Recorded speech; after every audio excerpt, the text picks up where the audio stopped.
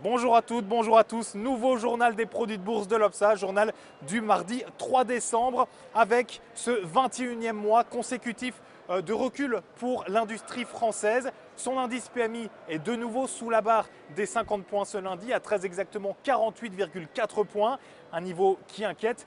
D'autant plus que la France est avec la Grèce le seul pays de la zone euro à voir ses exportations diminuer au fil des mois.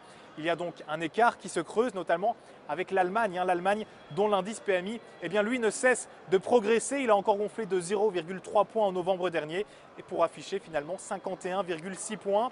Du coup, forcément, à Paris, la bourse était dans le rouge. Elle reculait de 0,22% pour un CAC 40 à 4285 points. Alors du côté des sociétés, ArcelorMittal réussissait néanmoins à se démarquer, plus 1,34% pour un titre à 12,85 €. ArcelorMittal qui va bientôt acquérir la société américaine ThyssenKrupp. Et puis Alcatel affichait également une jolie hausse, plus 4,49% pour un titre à 3,25 €. Ici, maintenant, aux États-Unis, après le long week-end consacré à Thanksgiving et la demi-journée de vendredi, les marchés américains consolidaient une forme de digestion pour le Dow Jones qui reculait du coup d'environ 0,50%. Le Nasdaq et le S&P 500 étaient eux aussi dans le rouge.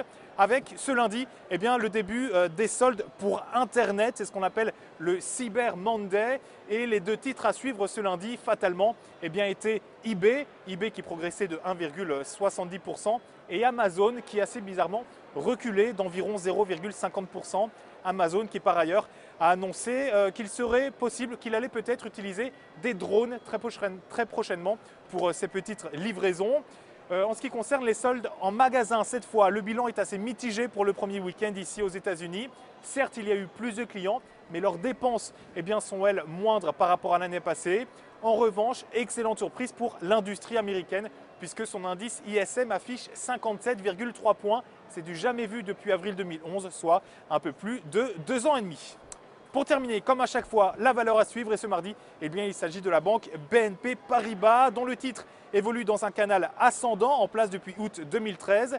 La moyenne mobile à 50 jours ascendante et en dessous des cours montre que le potentiel de progression n'est pas épuisé.